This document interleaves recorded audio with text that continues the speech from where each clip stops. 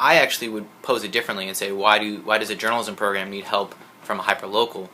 And really, focusing on a hyperlocal for a journalism school, it creates a great learning ground. The work that these students create, is about Richmond, about the mission in San Francisco, or about North Oakland, and it matters to the community. So their work, feels really tangible to themselves, and it makes them sort of push further, push harder, because it's not just their own education that's on the line now. They are in a real reporting situation. So it really creates a good base for a curriculum, to be honest.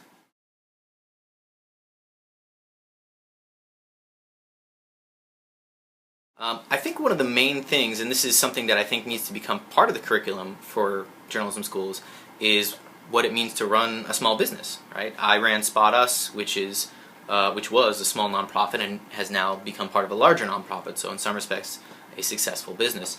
And it's important to learn, the basis of journalism. It will always be, reporting and writing, or reporting and conveying. But I think journalism students need to understand how a business runs, especially at the hyperlocal level, right? These are small operations, often run by a few people. I'll cite Berkeley Side, which is a hyperlocal here in Berkeley. They cover Berkeley, and I think there's like 4 people that run it. So you need to know the reporting and writing, but you also need to know how to run a small business, what it means to sort of solve problems for the organization and on the web, and that's kind of what I'm here to help convey to the students as well.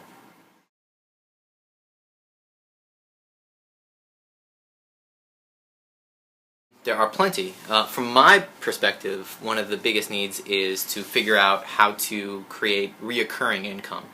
For example, when I came in, they were all on Google AdSense, which is good and that's reoccurring, but it's not really enough, right? So we've created an advertising page to sort of sell banner ads, and we've actually been selling banner ads. But even that's not enough because A, it's not necessarily reoccurring. We can't always know that we're going to sell banner ads, and B, even that's not enough.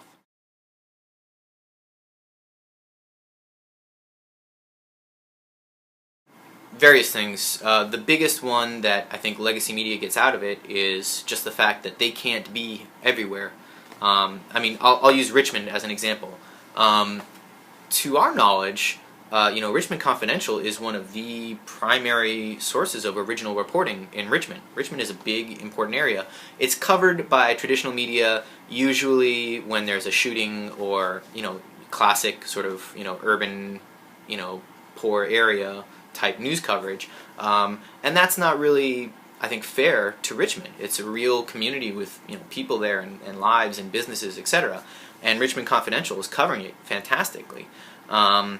And they actually do share content with the Cocoa Times, which is Contra Costa Times, which is Bay Area news group. So it gives them, the Contra Costa Times, a way to sort of get content which is sort of true and respects Richmond, as opposed to just covering it when there's a shooting.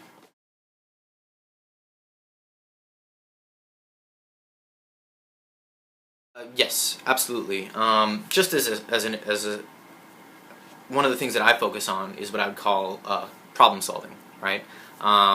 Let's make it happen. This might not be true now, but all 3 sites are based on WordPress, which I think learning a content management system like WordPress is absolutely fundamental for a young journalist to learn and to be able to figure out how to manipulate, what kinds of free tools there are online to sort of support the work that you're doing. And I don't know if you learned that at the Chronicle. I don't know if they're on WordPress. They might be now. But I do know people that worked at traditional news organizations and didn't really understand what a content management system really was. They just sort of knew that their content appeared online, right? And these students do learn that. And furthermore, for example, a student wants to do audio. Well, how do I get audio on? Well, let's look for a tool. Let's use SoundCloud. That kind of problem solving of, I want to be able to do this in the story. I want to get audio in. How do I do it? Let's get SoundCloud, and then we'll embed it into the WordPress post. That's real problem solving that I think a digital journalist needs to know how to do.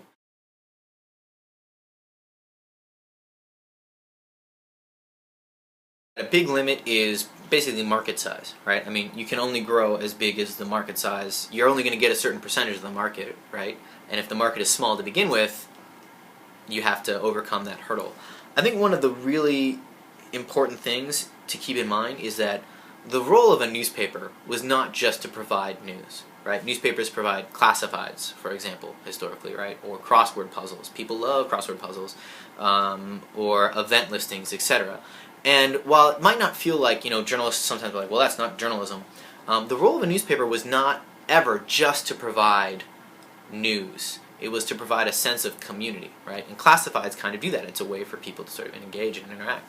So I think hyperlocals, really successful hyperlocals, can get a certain section of the market by providing news, because a certain percentage of people are going to be interested in that.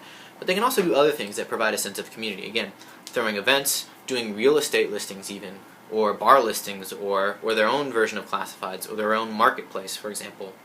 Mission Local created its own sort of local Etsy, which is a place for artists and DIY people to sort of sell their goods.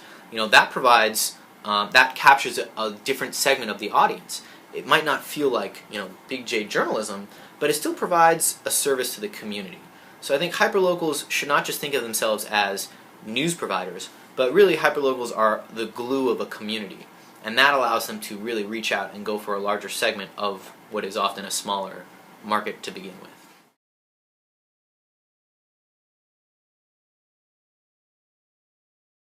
Absolutely.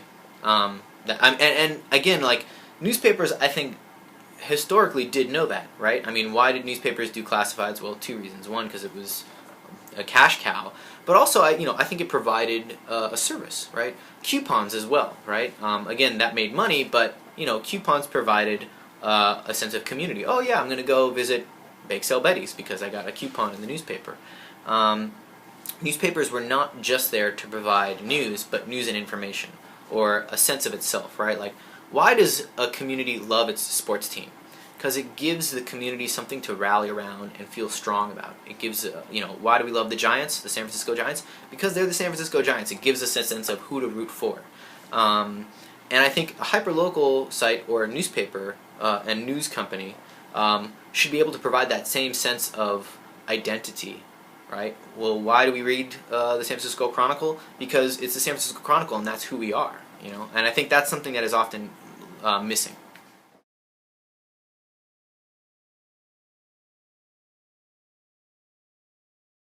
I think one of the things, and this is just a personal lesson, is this idea of problem solving, and that journalism is not just big J journalism.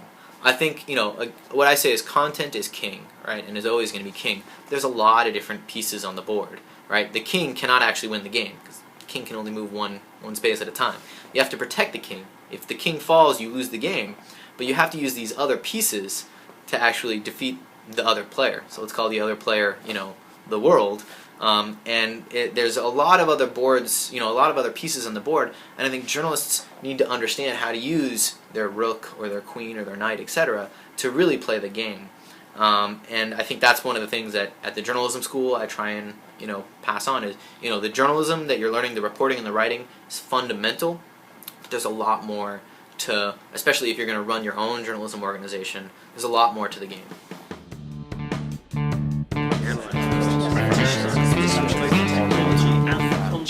I think it's hard.